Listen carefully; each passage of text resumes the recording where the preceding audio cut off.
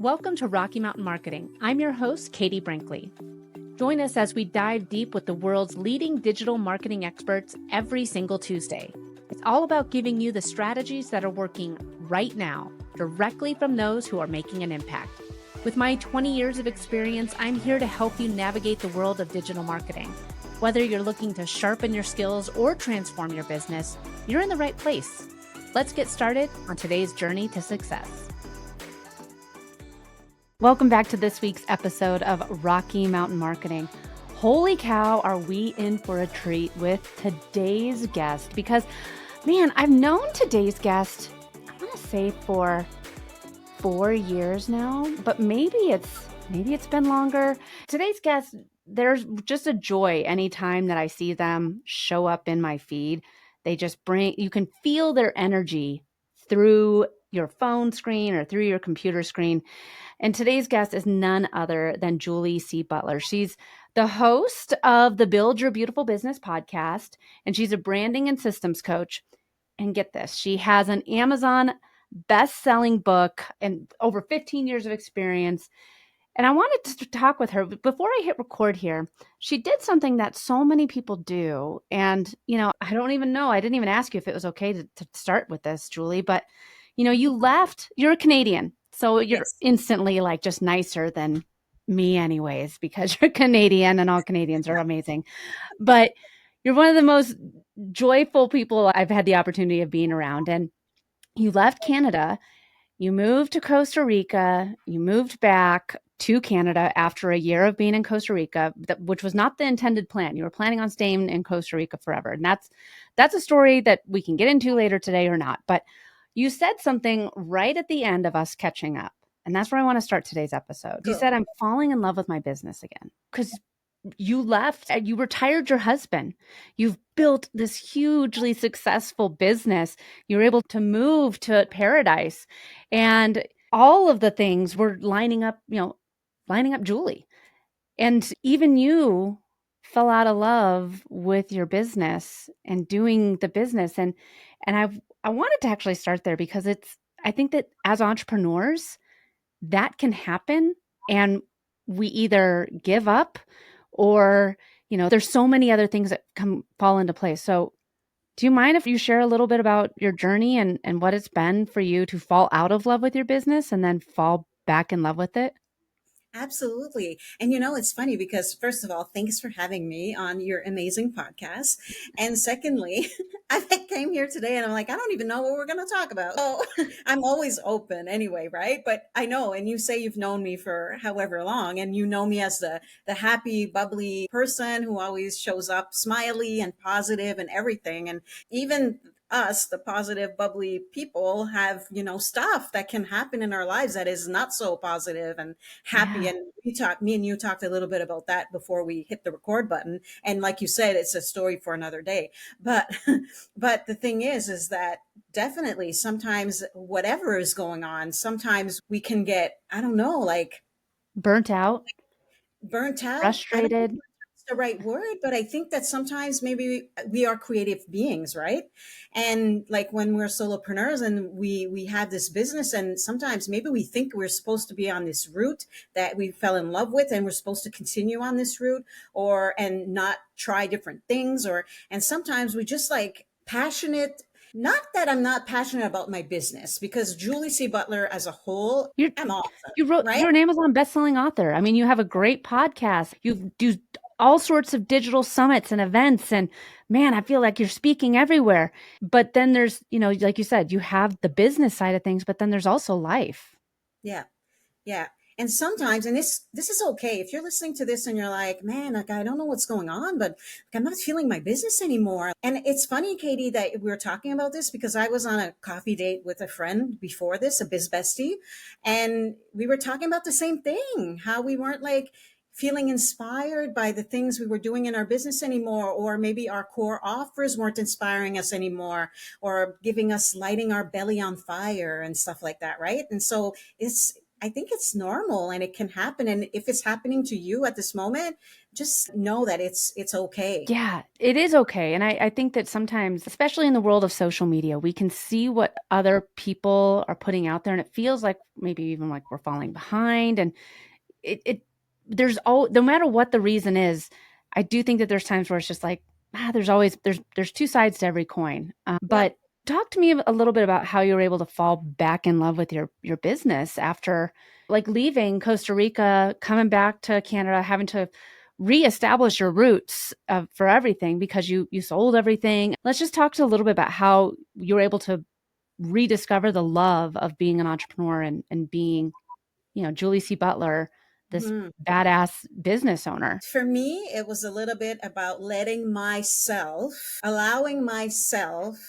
to maybe bring something new into my business. And that can always be scary, right? When you think that you are meant to be the person who teaches people how XYZ, right? Like I have a core program and I thought my business was supposed to revolve around that, or these little voices that we put into our heads, right? And things like that.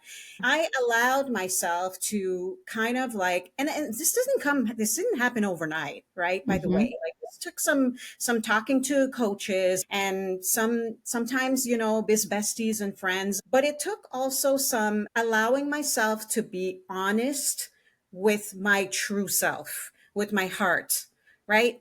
Because our heart really never lies. If you ask your heart something, it never lies, right? Is it Oprah that Mm-hmm. says that? I think it is. Yeah. So, but it's true. And if you allow yourself to listen, ask yourself these questions, like ask yourself, okay, would I be happy or content if I went this direction?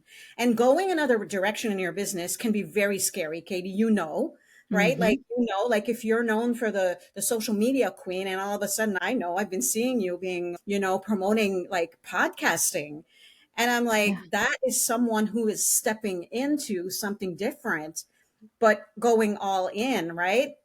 Allowing yourself to, first of all, hearing Mm-hmm. that, oh my God, like, I think I would be happier doing this. Allowing yourself to envision what that could look like, first of all, like you as this, maybe it's a new title or a new, completely different offer suite, whatever that looks like. And I don't know specific people as examples. However, I know people who have like completely just scratched everything and start brand new, right? With Yeah. the offer that they are more passionate about doing. And so I allowed myself to kind of dig deep and be like, okay, Julie, why right now am I not in love with my business? Why am I bored with it? Why am I not excited anymore? Or, and you know what happens when that happens? The thing is that then you try to show up on social media and you don't know what to say, Mm-hmm. right? Because you're Yeah. like, the fire's not there anymore. The fire in your belly, the passion is not there anymore. And so allowing myself to kind of like rediscover, but allow myself to go the new route in my business has inspired me, has given me a love for my business that was there at the beginning, like that I found again. I am so inspired. I am inspired when I show up on social media. It just comes out. When I send an email, Yeah. it just comes out. When I create a sales page for a new offer, it just comes out. Like it's magical how that happens. And then, Yeah. but that relates into when you show up online too, because we have to, right? Like Uh-huh. running a business. Some people are very successful doing it with an email list, but for some of us and a lot of us, like the social media piece, I think it's a whole package deal, right? So, Yeah. but that relates into that as well. And the energy comes through, the passion comes through, and everything. And then people are drawn to that and they're attracted to that. Whereas where me before and like trying to sell my program that I'm not passionate about anymore, blah, blah, blah. Right. Like, Yeah. so truly, I think it was really like the allowing yourself to kind of dig deep, right? Ask the hard questions, but imagining, okay, well, what could this look like? And am I courageous? Do I have the courage to maybe Yeah. step into that gray area? One of the things that you specialize in doing, Julie, is virtual events, branding, and I feel like your brand is so on point. what if your brand, like you were saying, to some extent, it was hard to even show up on social media because, well, what am I going to say? If your brand is, here I am, happy, bubbly, Julie C. Butler, and you're just not feeling drawn to your brand anymore, what advice do you have to somebody if it's maybe it is doing a rebrand, or what do you say to somebody as for if they need to really encompass their brand but they're not feeling it? Yeah, I think and that's the thing, right? Like sometimes we have to figure out what that thing is. And sometimes it takes a little it can take like I said, it doesn't happen overnight, right? And Mhm. I started rebranding because the thing is sometimes your website might not be your messaging might not be right anymore, right? Like your Mhm. messaging might not be, like business, the entrepreneurship, online businesses, they change so fast, right? Like we're having this conversation today, but if we're talking in 6 months from now, we might be like the conversation may have gone a completely different way Yeah. because online business and the online industry now is just so different.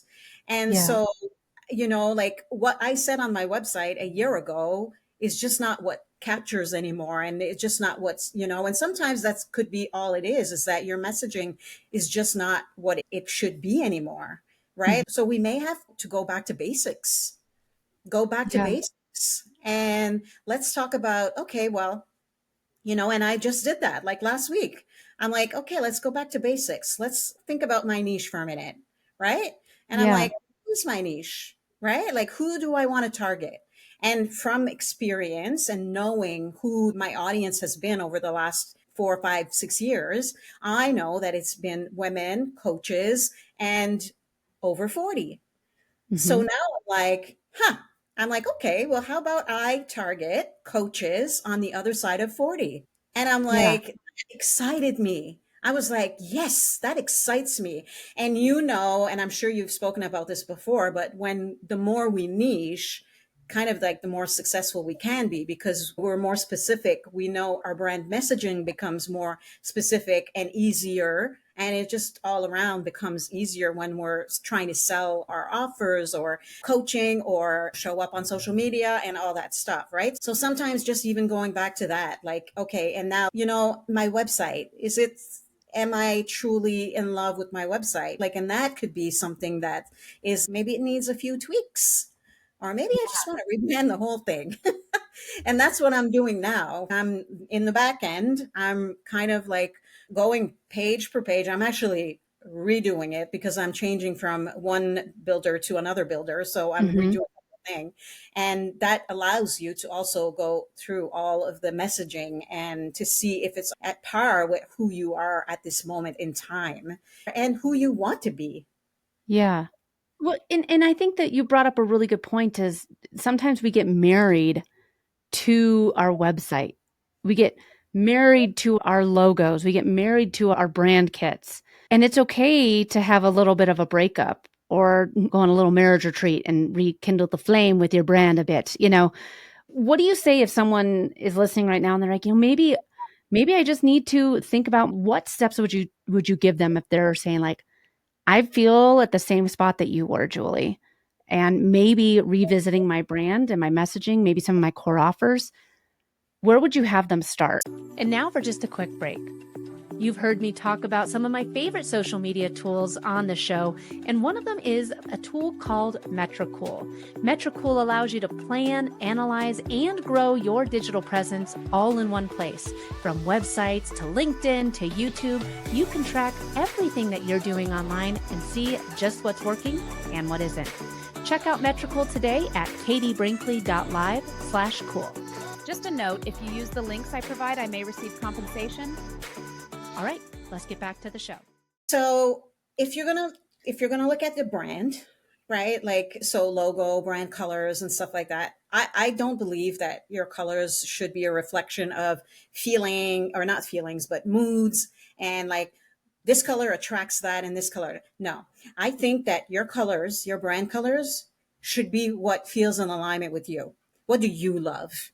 Because that comes through when you're designing especially if you're designing your own website and you're creating your own graphics.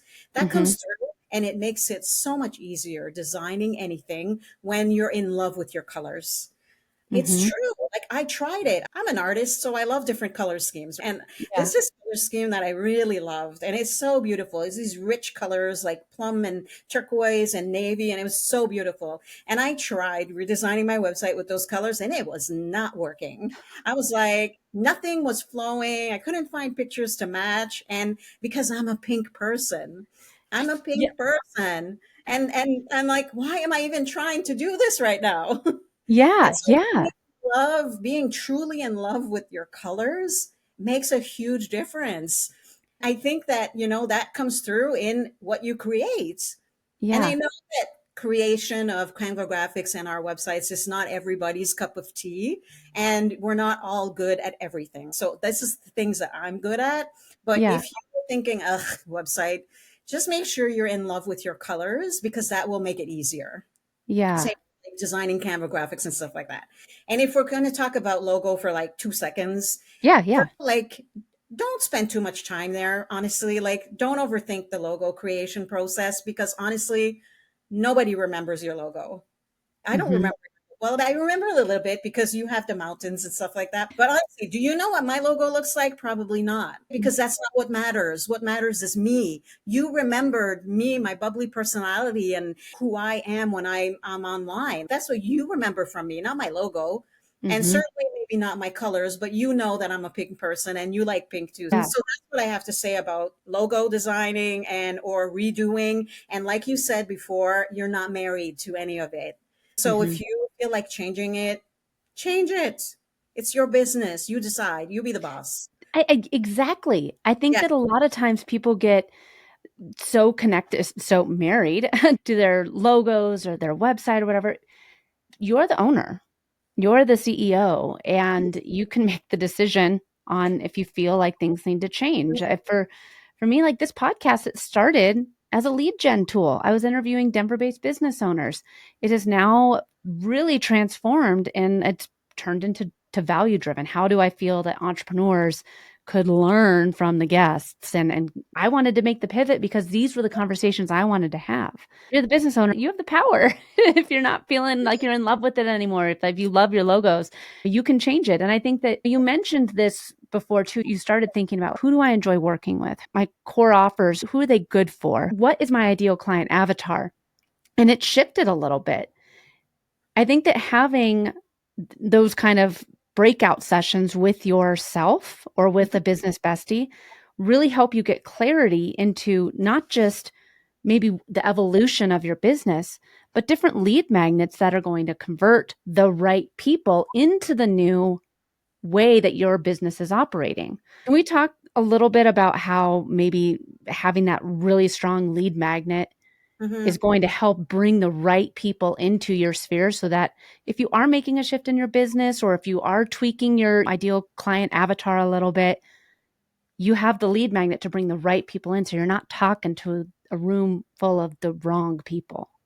Yes, and that's so important. And before we dive into this, I just want to say that if you're going to change directions, don't be afraid that your audience is going to be changing too.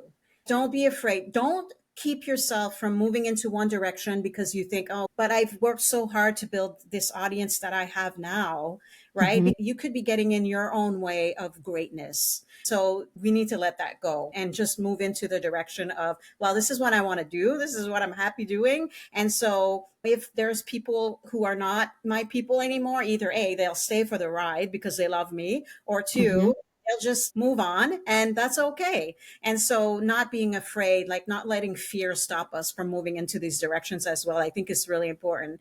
But lead magnet. So the Mhm. creation of a lead magnet, and here's the thing about lead magnets, we want them to be so effective, right? Like we want them to be something that is going to be so wow that people are going to be like, oh my God, this is so good. I need to work with them. But Mhm. something also short and sweet. Because if it's something like a mini course that's going to take me weeks on end to complete, you're going to lose me. Because why? Because it's free, right? Yeah. Like there's no skin in the game. So when you offer something that is so good, but you know what, Katie, and maybe you do this too. Like sometimes I'll sign up for a lead magnet because I just want to be on their list. Yeah. Like Yeah. I'm interested in them and I want to know what they have to offer and what they have to say. And so I'm going to sign up for this lead magnet. And then Yeah. I get to see who they are and what they are. So I think that your lead magnet should certainly be something. Okay, so think about first of all what you do and what do you want each client, everybody that comes into your world, what do you want them to do? You want them to hire you to be their coach, or do you want them to join your program or your membership or whatever? What is that thing? And then the lead magnet has to be something that is going to lead them into this next thing. Like it has to be related. So I think that, having something that is not related is a big mistake that some of us can get into. So, Yeah. right, making that connection and to, okay, like this would be good. For example, like I have a lead magnet that is teaching you how to create a lead magnet Yeah. and converting lead magnet. And I created this 4 years ago and it still works for me. And that's Hmm. the thing because it converts, it does well, and it's still relevant today. But that's knowing your audience too, knowing, okay, well, what do people need? Well, I help people build and grow an online beautiful business. And part of that is creating a lead magnet. So it makes sense that I have a workbook teaching them how to create a high converting lead magnet. And that was made sense for me because that led them to my other offers. And I think that lead magnets are such a great way to get the right people into your sphere. Hmm. If someone is listening and they're like, "Man, I I feel like I need a new lead magnet because I've made a little bit of a shift." So, for me, I launched podcast production in 2024 as one of the service offerings of Next Step Social. So I was like, "Man, I need to have a lead magnet." Well, what would somebody, if my ideal client avatar want? What kind of a lead magnet would be good for them if I want them to get into the podcast offering funnel, sphere of Katie Brinkley? And I think that you have to think a little bit creatively about what is their problem. So, what advice would you have to somebody that's maybe looking to launch a new lead magnet or looking to maybe revamp one, or maybe they have a new core offering? So this is what I do. And I want to also add while we're having this conversation that your lead magnet could also be a low ticket offer. Ooh, I like this. Okay, yeah. Okay. Because that's what I did. So you've been seeing me online, Katie, like, holy, Julie's going into virtual summits thing right now because I've been passionate for so many years about hosting my own virtual events that I'm like, it makes sense that I want to go in that direction. Okay, well, now I need a lead magnet. I need something to lead people into my world that are interested in Hmm. hosting virtual summits. And instead of creating a lead magnet, I created a low ticket offer, but it's the same concept. Like I used the same idea and the same concept. I just put a dollar value to it. My thinking was, okay, what can I create that people are going to absolutely want right now to help them plan and organize their summit? And I came up with a planner. So it's a virtual summit planner. I call it the Dream Planner. It's a planner. Basically, you put the date of your summit in it, and then it auto populates all the tasks and the date that these tasks have to be done in. And instead of it being free, I made it $9. And that's what I created instead of creating a lead magnet, but it's the same concept, right? And then I'm like, Yeah. okay, if I'm going to, and then you put yourself in that, because that's the thing, right? Like when we are the creator of it, we're not the receiver. And so sometimes it's hard to see Yeah. because it's our thing. It's like, did I say the right things for them to want this? Or so Yeah. you have to kind of put yourself in their shoes and see, is this something that would be super valuable to them that they would want, that Hmm. would help them, that maybe depending on what your offer is or what your program is or what could be the next step for them. What is that first thing that can get them in? So for me, a planner made sense. And that could be the Uh-huh. same for you and your business. Maybe like Katie, maybe, it would be a checklist for you or some kind of a planner, right? Yeah. And for a lot of instances, planners and checklists and worksheets or like a little workbook like that usually does the job. But Uh-huh. that they will want more after. They're like, okay, well, now that I've done this, how do I get the rest? Yeah. And then coming up with a funnel as well to go along with that, because you can have a funnel with your lead magnet as well. You can have, okay, well, you get the checklist as the lead magnet for free or for Yep. $7, $9 or whatever. And what can you offer them as a little bump that's just going to sweeten the deal on this, right? That they're going to be like, well, yeah, I want that too. And that's if you have a free offer, then it's that $9 or $17 thing that they can just add to go along with the freebie or go along with your low ticket offer, right? So you can go into that whole bit of a funnel with that, right? Yeah. But if you only come up with the idea, the initial idea of the lead magnet or the low ticket offer, I've even seen $1 offers now, which is super Oh, cool. $1 offers. That's crazy. Yeah, but it works. And the thing is that once you've come up with that idea Uh-huh. and get it out there to see if it's converting. And then Mhm. when you get the results and you collect the data from that, and if it's converting, then go ahead and build out a little funnel for that, right? What can make that lead magnet or that low ticket offer sweeter? I love it. And I think Mhm. that it's a way of low ticket offer, like $1, $3. Sometimes people are willing to pay that just to get on your list. Really, they Yeah, are. good. Because yeah, like depending on how you're showing up, like the way that you're positioning yourself, you never know. Like, but people might be willing to pay for, oh, okay, well, it's only another $6. Yeah, sure. I'll go ahead and take the full 300 number checklist or whatever it is. Mm.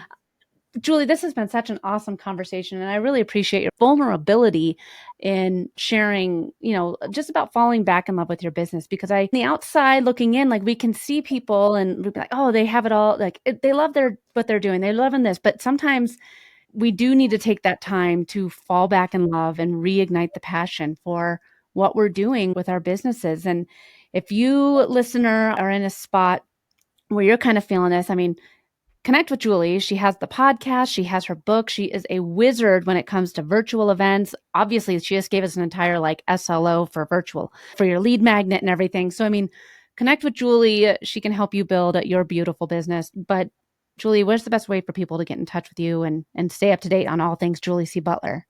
Yes, well, my website is easy, juliecbutler.com. And I'm on Instagram and Facebook. If you could just search for Julie C. Butler, I'll come up. And I'm sure you'll have that in the show notes as well.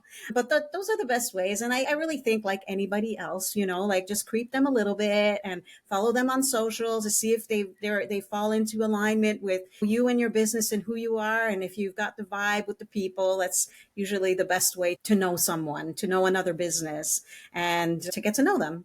Yeah, I love it. Well, Mhm. Julie, thank you so much for joining me on Rocky Mountain Marketing today. This has been long overdue. Amazing. Thank you so much for having me. Thanks so much for listening to this week's episode of Rocky Mountain Marketing. I hope you're leaving with valuable insights and the inspiration to lead your market. If you've enjoyed our time together and found today's podcast episode useful, I have a small favor to ask of you. Please hit that subscribe button to stay updated with the latest episodes. And if you know someone who could benefit from these episodes, maybe a fellow business leader or an aspiring entrepreneur, go ahead and share this episode with them. Let's spread the knowledge and grow together. Also, I'd love to hear from you and continue the conversation beyond the podcast. Visit me at katiebrinkley.com to connect, to find more resources, or just to share your journey. And be sure to pick up your copy of my new book, The Social Shift, at katiebrinkley.com/book. Thanks again for tuning in. I'm Katie Brinkley, and I can't wait to dive into more strategies and stories with you on the next episode of Rocky Mountain Marketing. Let's keep on taking your marketing to new heights.